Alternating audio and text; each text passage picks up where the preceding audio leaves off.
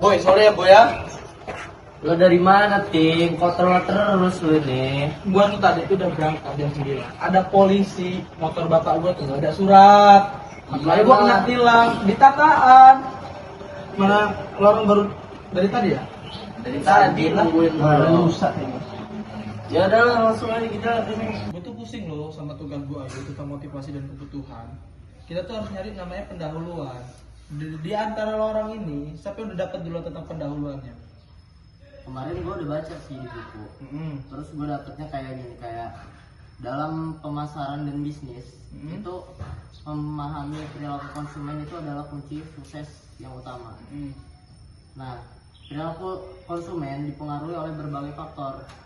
Di antaranya kayak motivasi. Motivasi itu adalah perasaan internal yang mendorong seseorang untuk melakukan sesuatu gitu.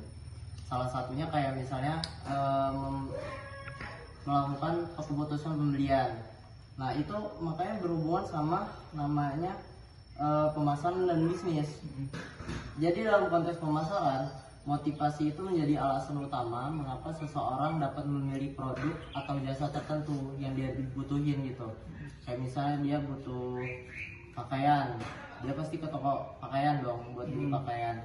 Butuh makanan, pasti dia ke supermarket atau pasar lain sebagainya kayak gitu. Nah, jadi pemasar itu harus berusaha memahami karakteristik konsumen atau pembeli yang dimau konsumen itu gimana. Motivasinya itu dia mau beli apa itu gimana kayak gitu. Terus di lain sisi juga ada selain motivasi ada juga kebutuhan. Kebutuhan itu menjadi faktor penting juga yang menentukan perilaku konsumen.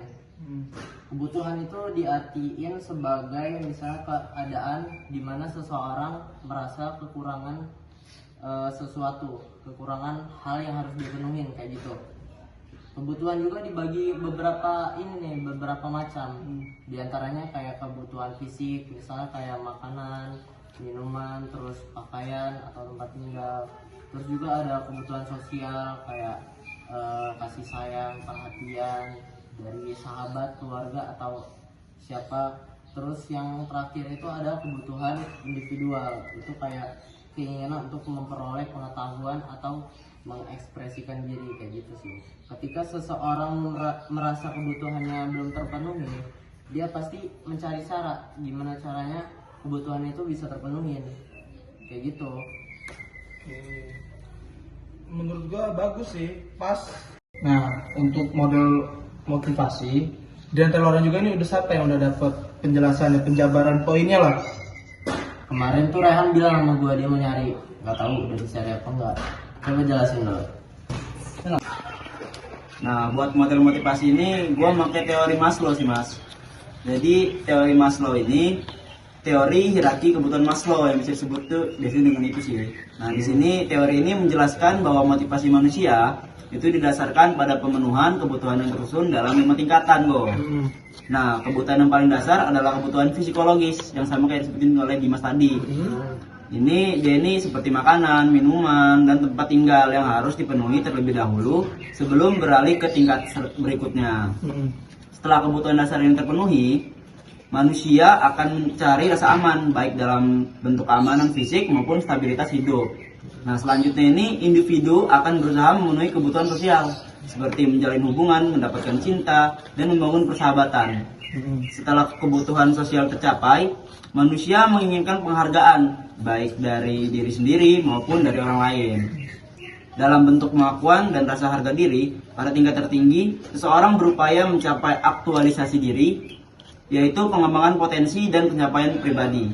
Dengan memahami hierarki Maslow ini, kita dapat melihat bagaimana perilaku manusia, termasuk dalam konteks konsumen, dipengaruhi oleh dorongan untuk memenuhi kebutuhannya sesuai dengan urutan prioritas yang dijelaskan oleh teori Maslow tadi. Itu sih.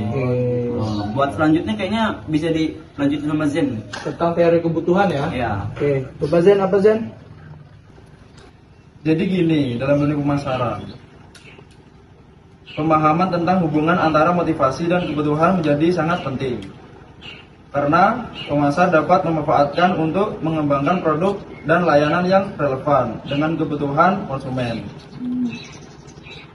merancang strategi pemasaran yang lebih efektif, serta membangun hubungan yang lebih kuat dengan pelanggan. Dengan memahami faktor-faktor yang mendorong konsumen untuk membeli dan menggunakan suatu produk atau layanan, bisnis dapat lebih mudah menciptakan nilai yang sesuai dengan harapan dan keinginan pasar. Ya, dan terus gimana tuh? Gitu aja sih yang gua tahu. Oh, beda. Selanjutnya kan teori kebutuhan. Oh. Itu akan dinilai Dio. Jadi gini, teori kebutuhan itu ada dua faktor Hasberg dalam perilaku konsumen. Jadi teori dua faktor dikembangkan oleh Hasberg membedakan dua jenis faktor yang mempengaruhi kepuasan, terutama dalam konteks kerja. Tapi konsep ini juga dapat diterapkan dalam perilaku konsumen.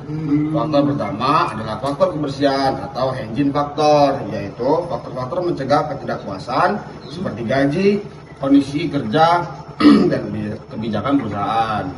Faktor-faktor ini tidak secara langsung meningkatkan kepuasan, tetapi jika tidak terpenuhi dapat menimbulkan ketidakpuasan. Di sisi lain terdapat faktor pendorong, yaitu motivator faktor. Faktor-faktor yang secara langsung mendorong kepuasan dan motivasi seperti pengakuan, tanggung jawab, serta peluang untuk pertumbuhan pribadi. Berbeda dengan faktor kebersihan, faktor pendorong benar-benar dapat meningkatkan suatu aktivitas termasuk dalam kepuasan konsumsi. Dalam konteks perilaku konsumen, teori ini menunjukkan bahwa pemasar perlu menciptakan dua faktor tersebut untuk menciptakan pengalaman yang positif. Faktor kebersihan memastikan bahwa konsumen tidak merasa kecewa atau terganggu saat berinteraksi dengan satu produk atau layanan. Sementara faktor pendorong membantu menciptakan kepuasan dalam loyalitas pelanggan. Dengan memahami, perusahaan dapat mengembangkan strategi pemasaran yang lebih efektif untuk menarik dan mempertahankan konsumen. Jadi gitu. Itu dari teori-teori kebutuhan ya. Terus motivasi dan strategi pemasaran. Oh, kalau motivasi dan strategi pemasaran itu gua jago. Yang tadi apa ya? Teori kebutuhan. Tentang motivasi, pemasaran dan strategi pemasaran. Itu jagonya gua. Sini, gua jelasin ya. Tentang motivasi dan strategi pemasaran. Nih, kalau menurut gua nih ya, motivasi dan strategi pemasaran ini menurut gua itu suatu hal yang berbeda. Namun berkesinambungan. Yang pertama itu adalah motivasi pemasaran. Motivasi pemasaran adalah dorongan atau alasan yang membuat seseorang menjalankan dan mengembangkan usaha. Motivasi juga bisa berasal dari berbagai faktor, seperti keinginan untuk sukses, meningkatkan pendapatan, membantu orang lain, atau mencapai kebebasan finansial. Setelah itu, strategi pemasaran. Nah, strategi pemasaran ini adalah rencana atau tindakan yang digunakan untuk mempromosikan produk atau layanan kepada pelanggan dengan tujuan meningkatkan penjualan dan keuntungan. Nah, jadi ada beberapa nih strategi pemasaran itu. Mau gue sebutin nggak nih? Faktor sebutin ya. ya. Yang pertama itu ada yang namanya segmentasi pasar. Yang kedua itu ada yang namanya branding yang kuat. Yang ketiga, pemasaran digital. Yang keempat, promosi dan diskon. Yang kelima, pemasaran dari mulut ke mulut. Yang keenam itu kolaborasi dan kemitraan. Dan yang ketujuh, yang terakhir, customer apa lagi bahasa Inggris lagi ini? Bukan, relationship. Oh, Nah, gitu. Selanjutnya itu ada yang namanya jadi motivasi dan strategi pemasaran ini adalah dorongan internal atau eksternal yang mempengaruhi seorang untuk mencapai tujuan tertentu, baik dalam kehidupan pribadi maupun bisnis. Nah, strategi pemasaran ini juga adalah rencana jangka panjang yang dirancang untuk mempromosikan dan menjual produk atau layanan dengan cara yang efektif sehingga dapat mencapai target pasar dan meningkatkan keuntungan pasar. Nah, gitu jadi. Itu salah satu contohnya ya. Ya. Terus kalau pengukuran motivasi dan kebutuhan dalam riset konsumen dan riset pemasaran, Nah, itu jagonya si Sal. Silakan Sal. Oke loh, itu Gimana tuh? biar gua yang jelasin ya. Oke. Jadi gini teh, gimana? ada beberapa yang gua tulis tentang pengukuran motivasi dan kebutuhan dalam riset konsumen dan riset pemasaran. Pemasaran. Jadi dalam memahami perilaku konsumen, pengukuran motivasi dalam kebutuhan memegang peran krusial.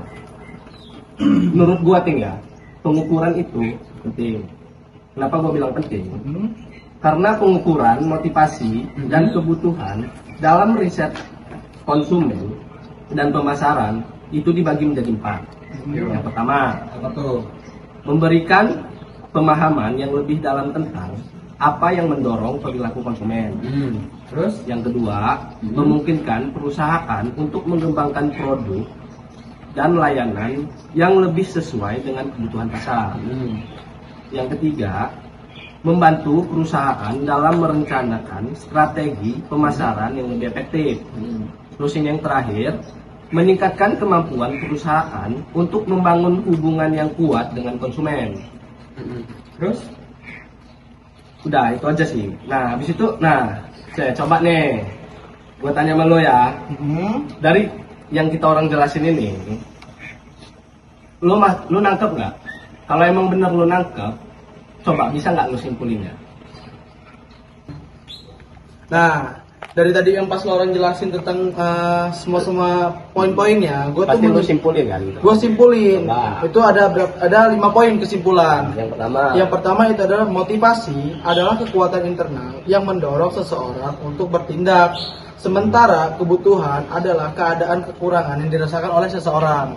Itu poin pertama. Poin keduanya yaitu teori-teori kebutuhan seperti hierarki ya. Apa tadi sampai ngomong kayaknya si Rehan, hierarki itu kebutuhan Maslow, teori motivasi MC Silent dan teori 2 faktor Hartberg memberikan kerangka kerja untuk memahami apa yang mendorong motivasi konsumen.